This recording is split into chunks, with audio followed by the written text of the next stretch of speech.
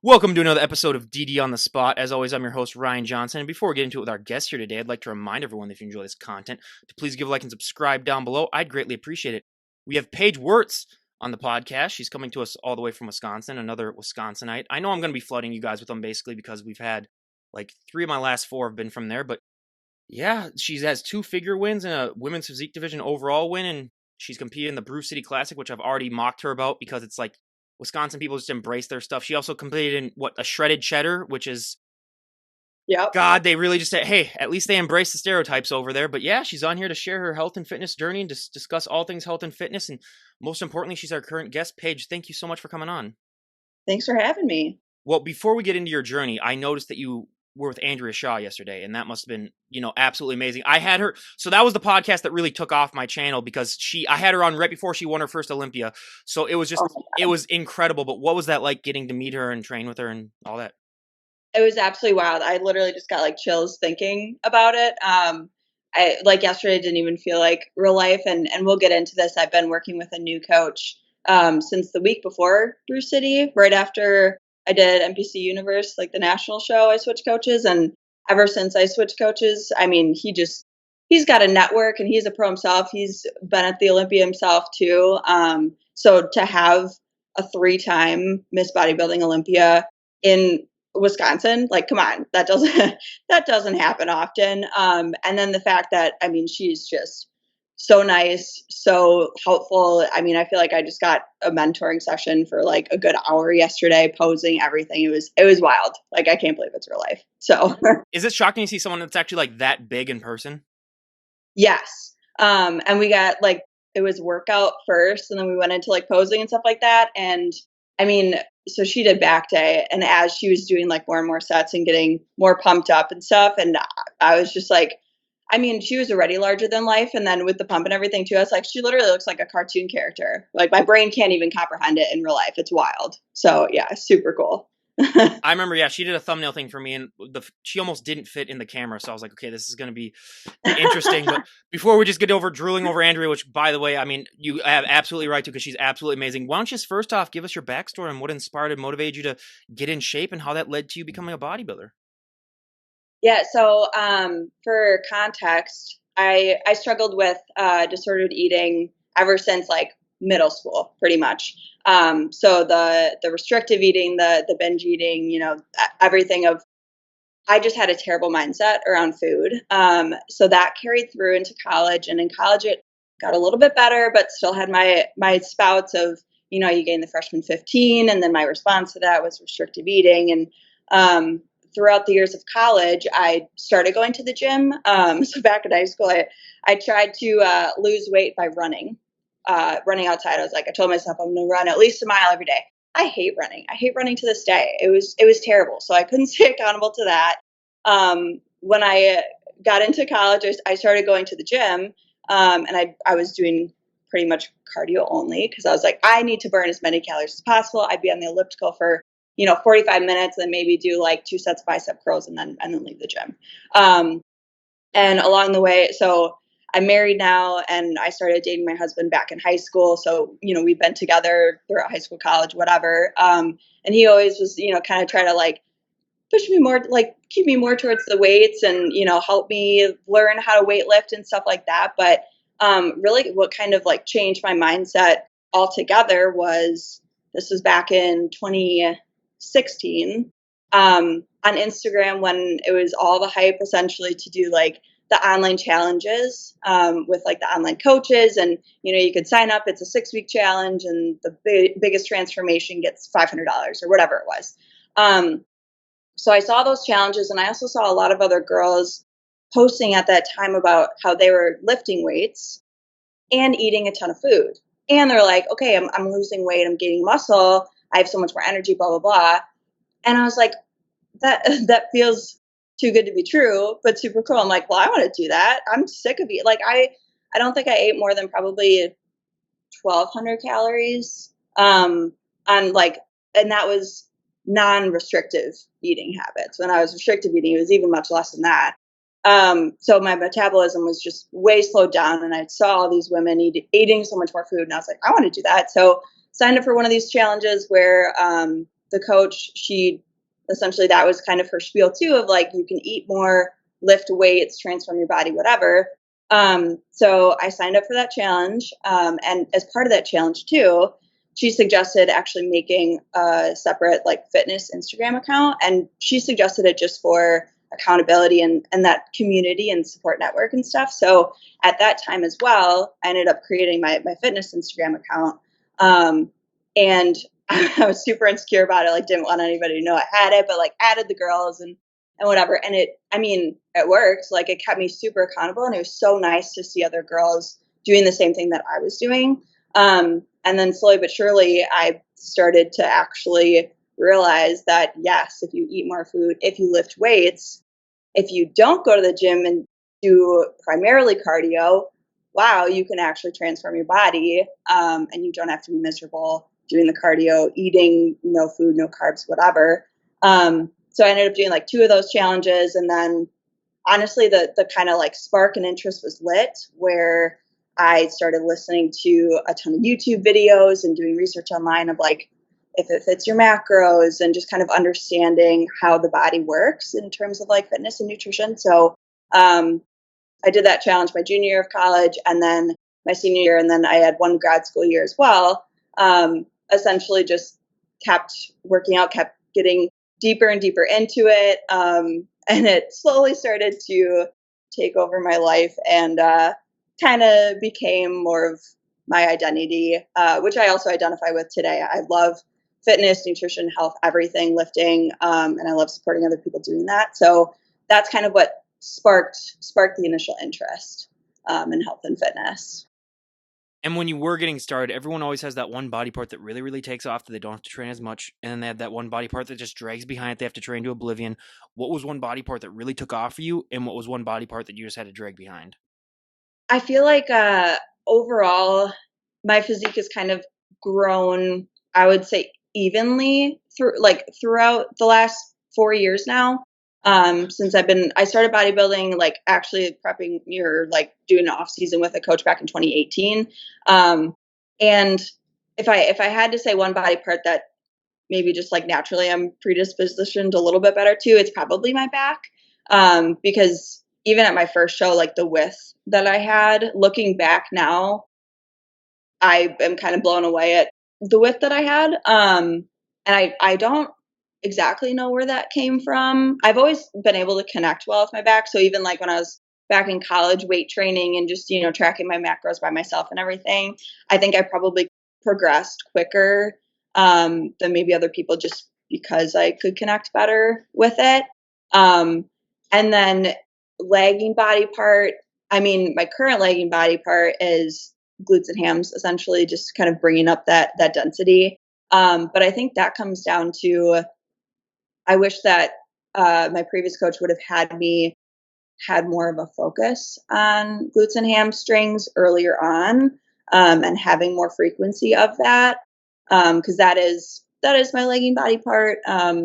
From the front, I'm very competitive. In the back, that's what needs some growth. So, but yeah, I think like over the years, it's just been putting size on my frame pretty evenly, which has been nice. But yeah, there's always areas for improvement in any body part that I have. So Oh my God, someone who struggles with lower body, never heard of that before. No, that's got to be like, crazy, oh my God, crazy. that is everyone. If only they could figure out some way to make it, easier for people. But this is so much more than just the physical changes that people end up seeing. I talk a lot about the mental side of the sport as well, because it's so much more important than really any of the physical sides. And most people will only recognize the physical changes because unless they like know you really well. But what has this journey been like for you mentally? It's been absolutely wild. So I actually just recently made a new friend that lives a couple blocks from me down. I live in the third ward in Milwaukee, and come to find out, there's a competitor that she's doing her first show later this year, and she's kind of helped me realize and like take a step back how much my mental game has changed since bodybuilding, because all of these just like tips and tricks and mindset and everything that I'm able to now give to her has just like, it's lit a new fire in me. But I've always been a person, I've always been type A. Like I am very type A person. So I've always been more of like a regimented, scheduled person. Like I hold myself to a very high standard.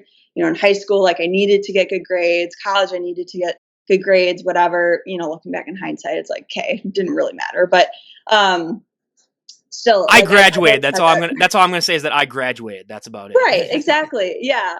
But having that kind of just like underlying personality prior to bodybuilding, it actually, I would say, was more of a detriment to my mental health because I would stress out and focus on, all the silly things that, again, at the end of the day, really don't matter, or that you just shouldn't worry about because, but 95% of what you worry about never happens anyways. But with bodybuilding, it's kind of allowed me to narrow down my type A into really just like focusing my energy into things that I can execute throughout the day. And I mean, if you're a type A person, bodybuilding tends to jive really well with you because you need structure, you need routine, you need to be organized, all of those things. But I think at the end of the day, the thing that I love about bodybuilding, really, it's not the end goal of like winning that show. Like that's not the end goal. It's just that constant improvement every single day. Like if you at the end of the day can look back and say you did every single thing possible to get 1% better, there's nothing else you can ask of yourself. And actually something that Andrea Shaw said yesterday at the seminar, because somebody asked her what keeps her motivated, and she said, I don't want to look back with regret. And bodybuilding, it's like, if you get to the end of the prep and you know that there was things that you could have done better on, like that feeling and burden of regret is so heavy. But if you can look back and say, I did every single thing in my power to get to my best self, like that's huge. And it's all of the daily struggles and the daily wins that add up, where it's like every single time you prove to yourself what you can do and that you can do that hard stuff, that carries over into every other aspect of your life. We'll probably get into like my career and whatever too, but I have a very hard job. And it's very demanding, and not a lot of people last a long time in it. And it's honestly, I attribute the fact that I'm still working at this job to bodybuilding, because if I can do an hour and a half of cardio a day with no carbs, like I can do anything. So yeah, it's just proving to yourself over and over and over again what you can do. I was going to bring it up later, but you already brought it up, so we might as well get into it. You're an accountant, and first of all, that's an impressive job as it is, but like when you're on prep, especially like these last few months, how are you still functioning? Because I mean, that's a hard enough job for me as it is, but like when I would be on prep brain, like how are you able to do it? Yeah. So just for background, so I work in public accounting as an auditor. So I'm not with the IRS. I do not do taxes. I was just about to shut this whole podcast off if you said you work with the IRS. I was like, okay, no, I'm just kidding. No. And it's so funny because like my friends and family still are like, oh, it's tax season's coming up. I'm like, nope, I don't do taxes. So auditors, they go into companies and they make sure that the financial statements that the company is saying, how much money they made, how much assets they have, we make sure that those numbers are correct. So we come in and do testing over those. So I have planned my preps each year around the seasonality that comes with my job. So January through the end of March, I'm working 75 hours a week as average. This past year, I topped out at 95 hours a week. So it's a lot. And then I also have another busy season in the fall as well. So like September, October. Was that like 15 hours a day basically? Yeah, a lot. 6-7 days a week, depends. But so I plan my preps around those busy times. So I start prep in mid-February. Well, I'm still in busy season, but towards the tail end of busy season, hours lighten up a little bit, closer to that 70, 75 mark. And then lighten up to 70, 75 hours. Good Mhm. God. Listen, I like a challenge. Okay, I'm not. I'm here. I'm here for the grind. I don't think I will work in public accounting forever. I would hope. I mean, you're Be- probably going to die of a heart attack in your 30s. Good God. Jeez. it's a lot, and it's a industry where it's kind of a burnout mentality a lot of times. If you don't take care of yourself, if you don't prioritize your mental well being, if you're not conscious about it, like you will work yourself into a hole, and then you'll burn out and you'll quit. So I started actually back in 2018 with 14 people.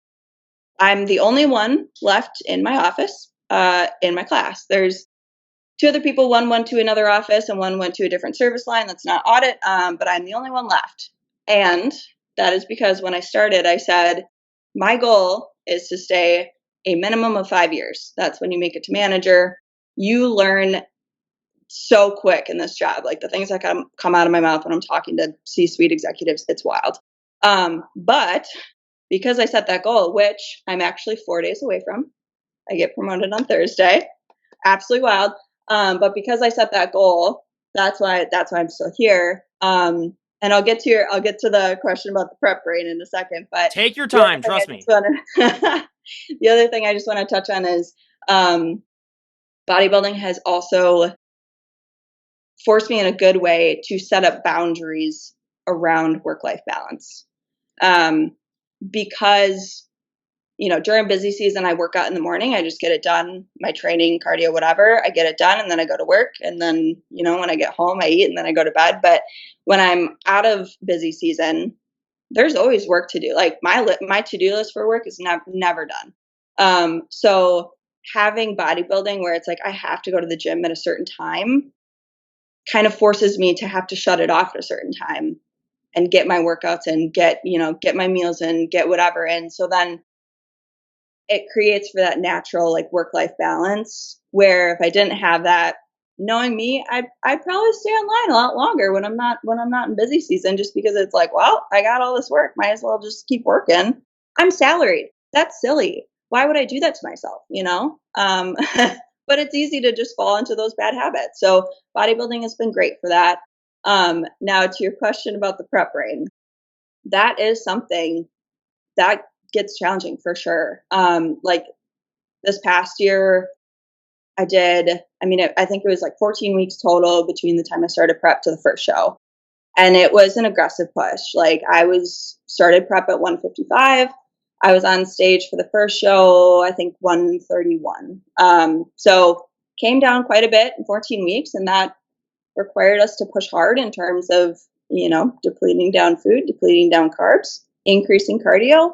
I was doing 60 minutes of cardio in the morning every single day, 30 minutes of cardio post-workout, and also every single day. So yeah, like energy and mental focus is not at an optimal point. However, again, since I kind of plan around the busy times with my work schedule, that allows me to be a little bit more flexible. But it's also just like I set my mindset ahead of time of I know how I'm going to be feeling. And I set my priorities of like, okay, here are the top 5 things that I need to get done. And I allow myself kind of like the grace within those times of if I don't get every single thing done, as long as I got exactly what I like, the core things I really needed to get done, and I can shift priorities later on, then I do so.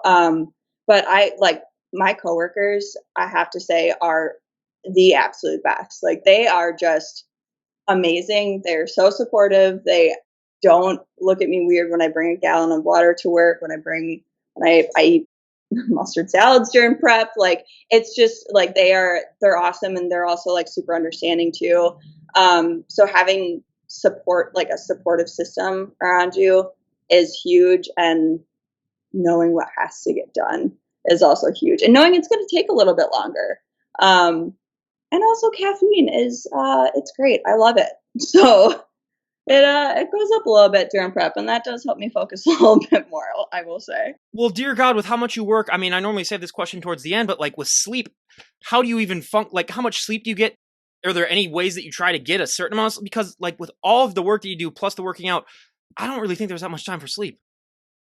I get like at least 7 to 8 hours every single night. Are you just one of those where like as soon as your head hits the pillow, then you're out? I mean, during prep, like, yeah, like I, by the time I get to the end of the night, like, yes, I'm tired. I will say, like, sleep during prep, it does suffer a little bit. And, I found some good sleep supplements and stuff like that that do help. Melatonin helps. Um, but yeah, overall, I mean, I do make sure that I fit in enough time to get, like, 7 hours is the minimum that I allow myself to get. And it's all about kind of planning ahead of time, knowing how long your workouts take, setting up those boundaries. Like if I want to get to sleep by 11 o'clock, I have to work backwards from there to figure out, okay, well, then I have to be home from the gym at this time. Then I have to leave work to be at the gym by this time.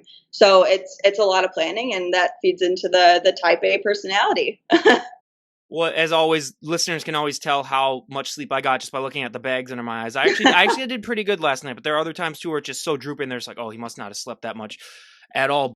So you had competed in figure, and then you just did physique. What inspired you to make the change? Was it just you were getting too much feedback that's saying, oh, you're too big for a figure? Or what made you decide to move up? So that actually, it was so figure is kind of like the division that once I decided to take the leap and start competing, which back in college I wanted to compete, but after realizing how much money this hobby costs, it's not a cheap one.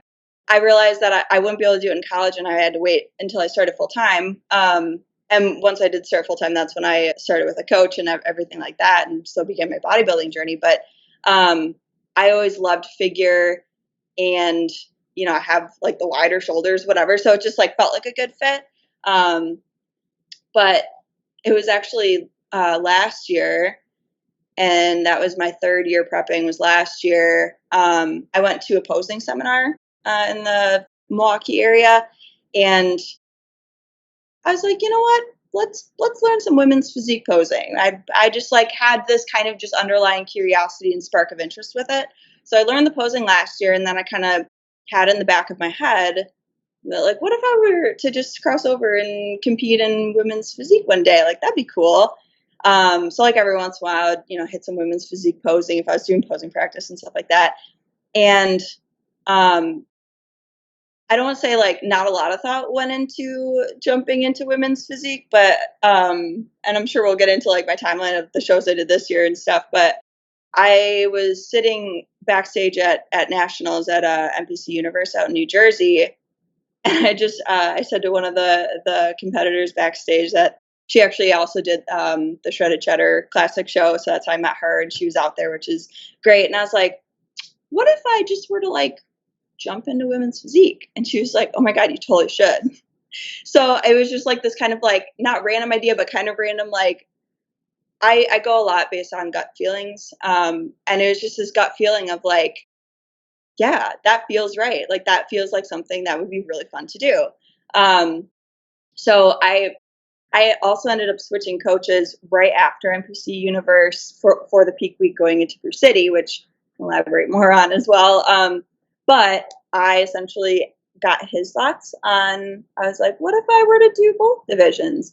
And I've only been working with this new coach, Andrea Adams, with Team Adams for, 4 weeks now total. But coming to know Andre, he's somebody that, one, himself, he's very ambitious, has huge goals. But two, if he sees a spark in somebody, like an interest, he's going to support you, and he's going to push you to go after it. So he was like, yeah, I don't see why not. Let's do it. So essentially the week before the show, I decided to jump into women's physique, relearn those poses that like I kind of scratched the surface of at that posing seminar last year, came up with a 60-second posing routine, by myself. My coach helped me polish it up. And I was like, yeah, we're doing it. The itch was there, and I kind of just decided to jump into it. And everyone's like, why? Like, really, you're gonna add that to your plate a week before your show? Like, that's like, why? And I'm like, why not? So yeah. Honestly, that's been more common of an answer than you would anticipate, where I've talked to dozens of people who, yeah, like maybe a week out or even a few days out for some of them, they're just like, hey, I should just try that and see how that goes. And then they end up winning it. And then you're just like, I guess you're just lucky that way. But we got to talk about posing because it's one of the things that most people don't understand that aren't in the lifestyle, just how hard it is for so many of the guests that I've had on. And being that you've competed in multiple divisions, what is your relationship like with posing? Man, it's been a journey with posing. My first year I competed, I did not get a posing coach. My just like bodybuilding prep coach, diet coach, whatever. She helped me with my posing, and she helped me get to kind of a good enough point with my posing. But I will say, if I have a recommendation for like first time competitors or competitors in general, is work with a posing coach. Like, non-negotiable, work with a posing coach. You put in so much time and effort into dieting down and getting your physique to be, to the level of leanness. But if you can't correctly show that off with your posing, you literally just wasted so much time doing all that cardio and food. And it makes placings worth of difference. So yeah, first year prep, I didn't work with a opposing coach. 2020 prep, because I was 2019 prep, 2020 prep, I had a couple sessions with Rhea Gale, who's IFBB figure pro Olympian. She's based in the UK. They were virtual sessions, but I mean, everything was virtual in 2020 anyways. But so she helped me out. She tweaked some stuff, and I felt more confident. And then 2021, I did not fully work with a posing coach either. I went to that's like similar whatever posing seminar that I went to last year. I did the same one, but for figure. Got a couple good tips, and I was like, all right, we'll just keep doing posing myself. And I was still doing local shows at that point. And 2021 is when I won my first figure overall. And so I felt at that time that my posing was good. Like, I was confident with my posing. 2022, still did not work with a posing coach regularly. And as I was dieting down for the show, so I did a regional level show. I did the Twin Cities Open, if you're familiar with that one. I've been there. So did you do Okay, that last year or this year? that was last year. Okay, yeah, I was at that show. Yeah. I got my butt kicked at that show for sure. That was not a good showing for me. Overall, just prep wise, last year didn't start at an optimal starting point, but neither here nor there. But essentially, also during that prep, I learned do not post your physique pictures on Reddit when you're 6 weeks out from a national show if you are not mentally ready to get crapped all over. Yeah, message boards. Go figure. Common sense. Oh god. Oh yeah. I did that, and I got. That, and they'll say some other things too that make you just want to burn your laptop as well. Oh my god, it was terrible. So yeah, I did that, and got a lot of comments about how I wasn't going to be ready, wasn't going to be lean enough. They were right, but again, neither here nor there. Within those comments, there was one gentleman that was actually helpful. He reached out to me on Instagram instead, and he's like, "Hey, saw everyone roasted you on Reddit. Sorry about that, but here's some actual constructive tips for what you can do when you're 6 weeks out." So one of the things was, hey, I think your posing could actually improve, and gave me a couple of pieces of feedback. But he also suggested that I work with Kate Lane, who's in the Illinois area. She trains at a USA gym, with my posing. And ironically enough, during my first prep 2019, someone else recommended me to work with her. And I reached out to her in 2019 at that point. And she was actually very pregnant with her daughter, and she could not take me on back in 2019. I reached out to her again last year because I was like, okay, I think I need some posing help. I reached out too late. She is a very in-demand posing coach because she's awesome at what she does. Could not work with her last year. So again, just kind of did my best to tweak my own posing, whatever. Now fast forward to this year, at the beginning of the prep, I like to line up my kind of boxes I need to check. And one of those boxes was hire Kate Lane as a posing coach. I was like, non-negotiable, needs to happen. I reached out in like late March to we set up like 3 or 4 sessions. I went down in person to USA Gym. It's like an hour and a half drive, whatever. It was well worth it. Went in person. She has transformed my posing this year. It is wild. Like the way that, and it was mainly in my legs, that the way that I pose them. But I went from looking like an amateur to looking like a upcoming pro with my posing. So the confidence that I've gotten with that, like the diligence of like practicing, she says every single day, at least 10 minutes is what you need to do. So that became a non-negotiable. And she also is huge on it has to be in your heels for figure. So yes, I nailed, like, just hammered the posing, hammered the conditioning, whatever. And by the time I got to nationals and then also Bruce City following that, like, I felt so good about my posing. I was so happy with it. So yeah, night and day difference with the posing. And with the women's physique posing, I mean, that, again, jumping into it a week before, I didn't have a lot of time to practice and learn that, but I hit it hard every single day leading up to the show for the 7 days. And felt like I was actually really, really happy with how I was able to just pick up on that pretty quick. But actually yesterday with Andrea Shaw, she also helped and like really fine-tuned the women's physique posing, and I got a lot of good tips. She made us hold every pose, and there's the 4 mandatories, but then also the 4 quarter turns too. She made us hold every one for 1 minute each, and not only once, but twice through all of those. I am so sore today.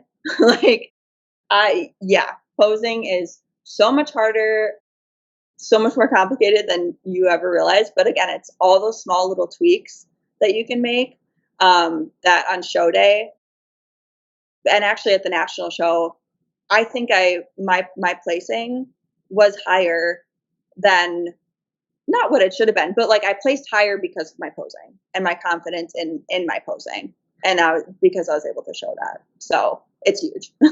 Again, yeah, posing can never be understated, just how important it is. But let's be also completely honest. You're not the average looking woman. If you're to walk down the street dressed the way you are right now, you are going to draw people's attention just because it's human nature when they see something that's not of the normal. And especially you get closer to your show, what has that been like? Because yeah, it's being a mini celebrity, basically. I mean, it's just more attention going to be drawn. Has that been easy for you to get used to that as you've progressed in the sport? Or is it still one of those things where you're like, okay, it's kind of weird how much attention I get sometimes? It's a good question because it's a bit of a dichotomy, I'll say. I think part of the other reason why I got into bodybuilding and I wanted to start lifting weights, is because so for context, back in college, I actually got robbed at gunpoint. And I think I've always kind of just had this like underlying fear about not being protected. So I went to school at UW Milwaukee. I now live in downtown Milwaukee. I've lived here. I have been out of college now for 5 years. So I've lived in the downtown area for the last almost decade. And living in an area that's, let's be honest, not the safest. Which I am moving out to the suburbs in like a month, and I'm so excited for that. We're working on closing on a home and everything. So we're getting the heck out of downtown, and I'm like stoked about it. But I think just kind of having that like underlying, like I'm always, on my toes and stuff of like who's around me and whatever. That also feeded into like wanting to feel strong and wanting to feel like I'm not going to be messed with, and like people aren't going to mess with me because whatever. So like, when I started working out and everything, I wanted to look buff. I wanted to have muscles and stuff. And I think that's kind of what drove that. So, I mean, it wasn't until probably like 2021, maybe 2022 where I actually really started looking like I lift weights and like people really started noticing. And at that point, when that first started happening, that also made me feel uncomfortable because I'm like, why are people looking at me? Like, why are people like, stop commenting on my biceps? Like, it's weird. I don't know. Like, just leave Please me don't tell me alone. they come up and just like feel them too, because that's the one thing I tell everyone. It's No. like, please do not do that, everyone. I've heard too many stories where people Yes. like, or they come up and you feel your shoulder, and it's like, first of all, ask permission, and second of all, it's like, don't. What are you doing, everyone? So thank God at least that hasn't happened to you, because that's happened so many times. Right? I have to say that every podcast now and just remind everyone. Yes. Thank you for that reminder. That luckily that's never happened. At least not that I can think of. But no, it is like the comments and stuff like that. So there isn't definitely an adjustment period because I think also I'm actually more of an introvert, like by nature. I'll talk to anybody. Like if somebody comes up to talk to me or whatever, like I'll talk to anybody. Like I'm very friendly and stuff. People also tell me I look very intimidating when, I'm just like working out or just like hanging out and stuff like that. And they're like, oh, once I talk to you, you're like super nice and friendly. But I don't really like go out of my way to have social interactions, I guess. Just like by my nature, maybe that's why I, chose the accounting industry and whatever. But yeah, so like with that, it like people like commenting and like looking and staring and whatever was out of my comfort zone. And I was like, I just want to hide. Like, why are people looking at me? This is weird. But I think like I've gotten more used to that now. And I've come to realize it's like the average woman does not have like bicep veins chilling and whatever. So it's like you kind of have to adjust your own expectations. Based on your current situation as well. And I've never gotten any like malicious comments or like derogatory or whatever. It's all been like just like your biceps are like the amount of comments I've gotten on my biceps from other guys this year. Honestly, I kind of love it because I'm like, thanks, bro. That's because they're gym bros, and that's all they know. That's all they do. I mean, yeah, it's Yeah. like when you were first getting started, you just said arm exercise. I was like, oh, she's got the gym bro spirit in her. Yep. Yep. Or like, yeah, when people come up to me and they're like, oh, like, you're lifting so heavy. That's so badass. Like now I just realize and like, I appreciate it now. And it doesn't feel uncomfortable and it doesn't feel weird. But yeah, it was a big learning curve to get used to in the beginning. It was like, hey, why are you looking at me? This is weird. And then it's like, because you don't look like the average person. That's why. So yeah, it's funny. Well, all the praise and everything. Unfortunately, there is a negative side to the sport too, where you're never big enough. You're never good enough, no matter how much you train and try. I can guarantee you, even Andrea Shaw thinks that all the time too, as well. It's it's fascinating, especially when you talk to someone like her, who's like just the pinnacle of the sport for years now, and she would still say like, "Oh, I'm never good enough." But like, how do you deal with that negative? It's not really negative self, but it can be. I'd say like, how do you deal with that? Because to the average person, that just seems fascinating and I find it fascinating as well, because like I've talked to some of the most in shape people on the planet, and no matter how much you work out or train, it's never going to be good enough. So how do you deal with that sort of mental conundrum that happens, especially when you get into the sport? Yeah. When I first got into the sport, it was a lot to deal with, I would say. Because when you're first starting out, everything needs to improve. But it's also exciting too, because it's like, wow, like now I get to, train every day with that purpose of like getting better and focusing on getting better and stuff like that.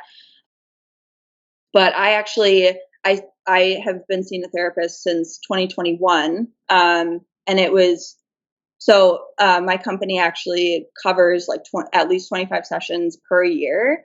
And they've always had that benefit. And back in 2021, They better do more than that if they're forcing you to work that many hours. Good God, they better have a therapist on call 24/7, or they might as well just have like 2 or 3 in the office that you can go talk to. Jeez. We do have a lot of like mental well-being resources because we need it. Yeah, that's definitely why. It's because it helps retain people. I mean, I probably would have quit if I wouldn't have started seeing this therapist anyways. But no, I started seeing her actually back in 2021 because I had to go back to working remotely, and like mentally I was like, I don't think I can deal with that. Like I'm just going to quit and find somewhere that I can work in person. And so at that point, I started seeing her to help me work through that. And then, come to find out that I have a lot of other areas of mental growth that I needed to work on. Um, and one of those areas was being too freaking hard on myself and expecting perfection in every single aspect of my life, including bodybuilding. And that is exhausting and very daunting and creates a lot of anxiety and it's just not sustainable. So I was like spending so much mental energy on feeling like I wasn't good enough. And I've always dealt with this, like back in school, at anywhere I worked, whatever, like always feeling like I needed to be doing more or like I wasn't doing well enough when all of the external, like, reviews and grades I was getting and everything, and even at work, like positive feedback, like there was nothing indicative that I wasn't doing well. But in my own head, I could always be doing better. So I would say, with the help of therapy and coping mechanisms and working through that, I've been able to kind of take that step back and differentiate the what needs improvement in a constructive criticism way, and again, in the purpose of getting better in terms of my goals and everything, versus what am I just being too hard on myself and overly critical on. But one other thing, like specific to bodybuilding, with kind of that, like, not feeling good enough, is, again, it takes, if you want to do well in the sport, there's some people, God bless them, that just, walk in, they do their first show, they take an overall, they go to nationals, they get their pro card. Those Actually, genetic freaks, I hate them. someone on my new team, like, she did her first show last year and she took the overall, and now she competed at USA's yesterday and got first call outs, and my God, she looks awesome. Okay, it happens, right? But like, I'm not in that bucket. I do have good genetics for the sport, but it's taken longer for me to build that base. I didn't do sports in high school or college. I'm not an athletic person. I am not, like, hand-eye coordination, agility, coordinate, whatever. Nope, not here, not for me. So I I had to, like, build everything essentially, because I didn't really have like a muscular base to begin with. Um, but like, throughout the years, essentially, in the back of my head, unrealistically or not, I've always felt that there's always been that kind of like question in the back of my head of like, am I really good enough for this? Like, am I just kidding myself? Like, when I listen to a lot of bodybuilding podcasts, like with a lot of IFBB pros and stuff like that, and like when they're talking about stuff and like competing as pros and whatever, like I like resonate with them, and I like feel like I'm like, oh, like I want to be one of them. But like deep down, I've always questioned if I'm cut out for this, if I can even do that, like how much size I would have to put on, like all like XYZ factors, blah, blah, blah. Well, this year is kind of the first year I've started to realize my own potential and realize like how far I have come, how much size I have put on, how well I am doing, and the trajectory that I have going forward. And the other thing I really just want to emphasize to like all competitors out there is, and Andrea also touched on this yesterday, is like the comparison game that we do. It can be so detrimental. Everybody has a different frame, a different structure, whatever, carries muscle differently, carries fat differently, everything like that. So you have to play to your own strengths. And for me, I have a smaller overall frame. I have smaller, bones and insertions, and my waist is actually very small, which is super ironic because growing up, I hold fat in like my love handle areas. Thanks, Dad. But I was like, that was the thing that I was the most insecure about, was my freaking waist. Come to find out, when I diet down, it like disappears and makes my back, look even wider, my legs look even bigger. And also, I've come to realize like there's other pros, other figure pros out there that have a very similar frame to me that don't need a lot of muscle. Like they are very competitive. I went to the Chicago Pro last weekend, and the woman that got second in the figure pro division, she has a very similar frame to me, and she doesn't carry a lot of muscle. And I was sitting next to my coach's wife, And she was like, that, like, she reminds me so much of you. It's crazy. And I was like, if she can get second at a pro show, I could get second at a pro show one day. Like, I'm not that far away. So, yeah, just like realizing that you don't be overly critical on yourself, and like be able to kind of take that step back and realize like how far you've come to is huge. So it's all about just like the physical progression is just as important as the mental progression, and being able to take everything in stride like that. And you did mention you had a coaching change pretty pretty close to your show. I mean, that's one of Yes. the few times I've heard something be that close. What was that like, and how did that end up? I mean, obviously it ended up working out well, but what was that like going from a coach to another when you're that close to shows? Yeah, it was wild. So I was with my old coach from 2018 all the way up until, June of this year. She's a phenomenal coach. She has a ton of lifestyle clients. She's done, good amount of bodybuilding clients. She's turned a master's bikini competitor pro.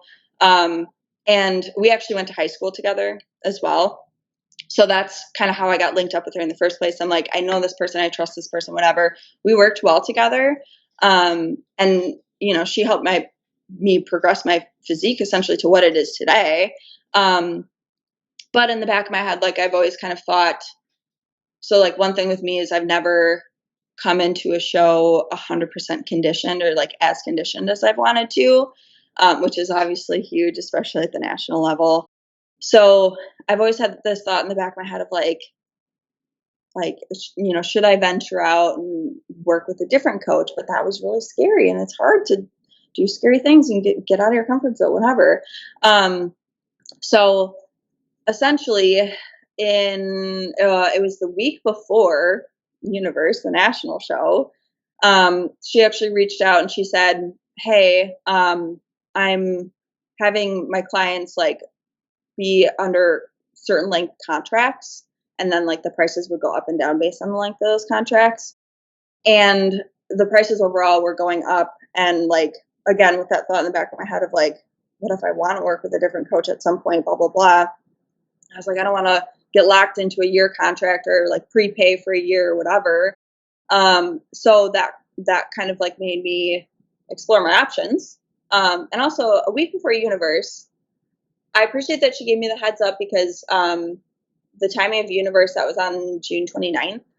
And like the next month would have refreshed on July 1st. So she wanted to give me enough time to like make a decision, which I appreciate. However, a week before nationals, terrible, not ideal timing to be like, by the way. So also just going back to working with my therapist. So in our sessions, she's mentioned that she does like NASM talks and conferences and stuff with an IFBB pro in the Wisconsin area. And she said his name, Andre Adams, like however many times. I'm terrible with names. So sorry to everybody listening if I ever forget your name. I probably will. I'm apologizing ahead of time. I'm really bad with name associations. Well, anyways, earlier this year, him and I actually had followed each other because we're both in the same show network. He had sent me a message on Instagram just saying like, hey, I own the Snap Fitness in Kenosha. We have a posing room. We have some good equipment. If you ever want to come in and get a workout in and get some posing in, like, just throwing it out there. I'm like, oh, cool, whatever. So I like responded to the DM and I was like, oh, awesome. Yeah, like after prep, I'd love to bop down because I don't like to go out of my way to do things in prep. But like I took a look at the gym. I was like, that looks awesome. Wow, it's only 45 minutes away. Awesome. Well, fast forward a month from like, that was back in April or something. He messaged me. Fast forward a month to May. I had a session with my therapist and she brought up his name again. And I was like, wait a second. I think that's the person that messaged me. And then so after our session, I went and looked at Instagram. Yep. Come to find out, it was him. And my therapist and I covered in that session. We went over like my mental game for essentially like my competitions this year because whole another thing of like where my head was at. It was all messed up after last year and not doing well at Twin Cities and all that stuff. So we worked through that. And I was like, I came home and I told my husband, like, I had a great therapy session. And also like, I found out that this person that's in Kenosha is who she works with. And he has a whole team of athletes. Like, how cool would that be if I worked with him one day? align my therapist and my bodybuilding coach. Like, what a freaking duo. So then, yeah, now fast forward to when my coach was like, kind of presented those options. He was the first person that I reached out to. Within 5 minutes, he got back to me with a ton of information, said, here's my phone number, and then he said, we're actually having like a team get together workout thing at Snap Fitness tomorrow. She told me this on a Friday. The next day was Saturday. He was like, if you would be available to come down, you can meet me, meet the team, whatever. I ended up bopping down, met him, met the team, and I just immediately felt so supported, like I've never felt before. And like he had, so he has IFBB Figure Pro. Her name's Kaylee on the team that just got her pro card last year. She's getting ready for her first pro show. And then another athlete was there too. They had just finished training legs. He was like, hey ladies, I know like you're super tired. You want to go home and eat.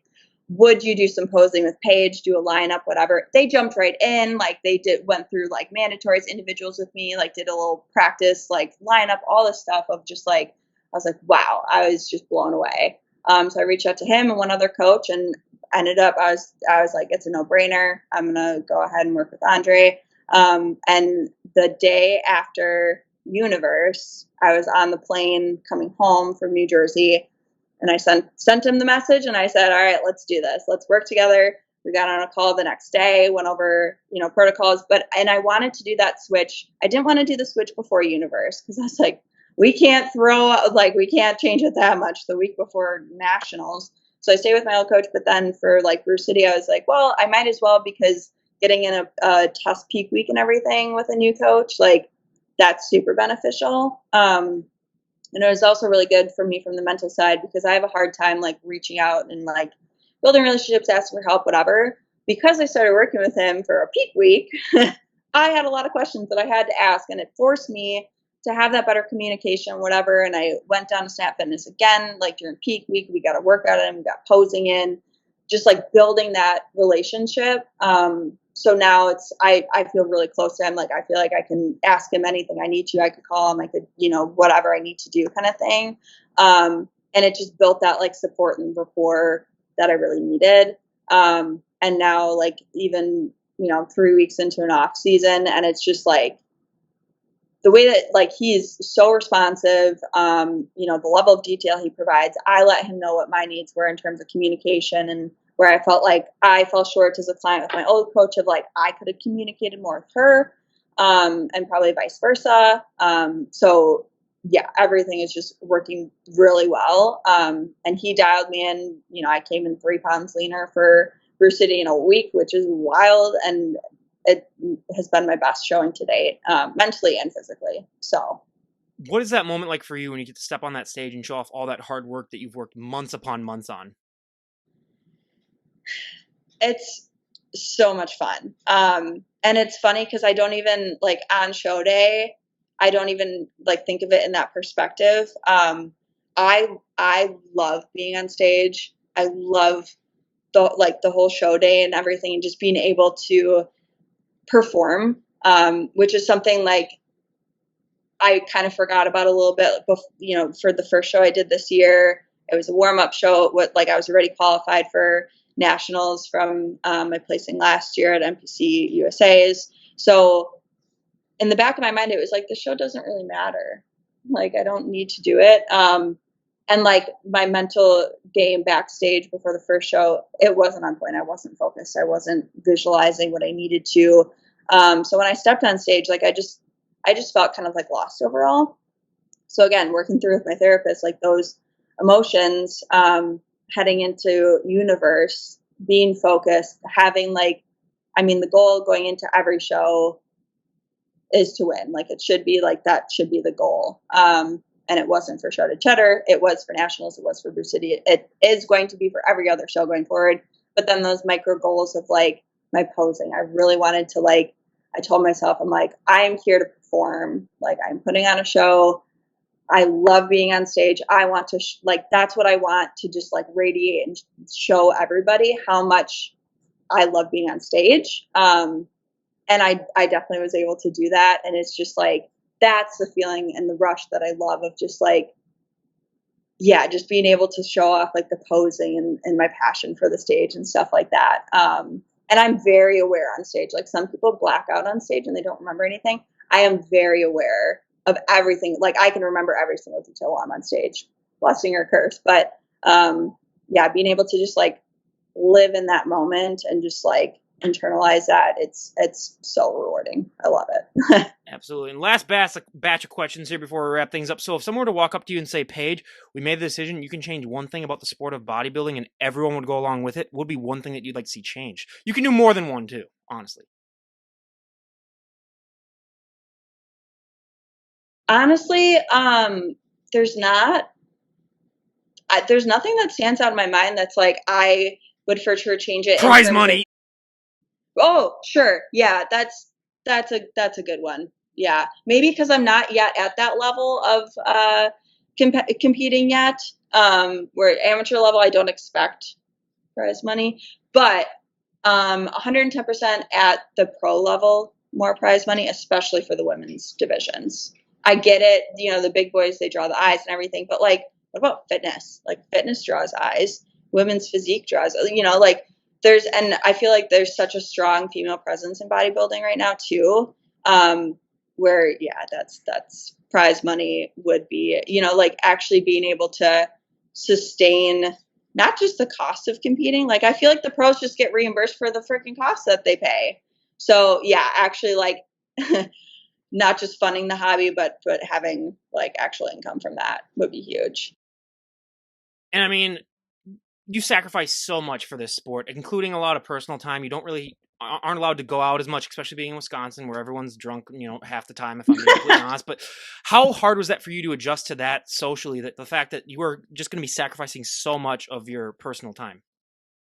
Well, in the aspect of like going out and drinking and stuff like that, I needed it. I'm an all or nothing person to a detriment sometimes. So back in college, I drank way too much. And Guilty as high well. quantities when I did. Yeah. So those guidelines and kind of like guide rails for me are actually very beneficial. And then when I started to realize, oh, I'm not hungover, you know, half the week. This is I'm a lot more productive of a human. This is great. Well, I mean, if you're just drunk constantly, you won't be hungover. That's the trick. Yeah. And I mean it's that's one way to do it. But no, I think like I mean and just in terms of like long term health too. So I don't really mind that much. And like luckily honestly, I'm super blessed with like my friends and my family and like I said before, my coworkers. Everybody is so supportive where like they don't give me crap for not going out or whatever or not drinking or like packing my food.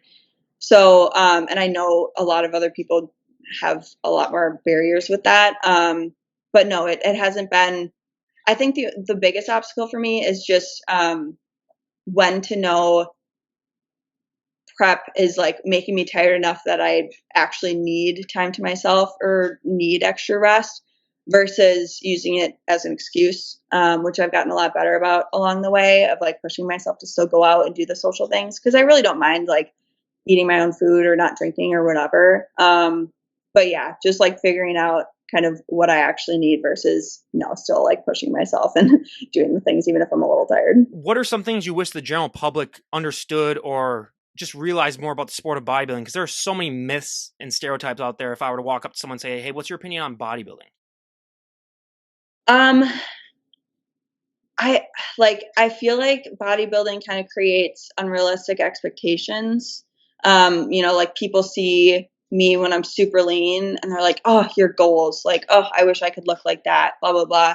But they don't realize what goes into that. And you know, you talked about sacrifice and like the social situations. That's not as much as just like the day to day again, like being tired and like not having adequate like food and whatever. And it is for, you know, the short periods of time. It's not year round.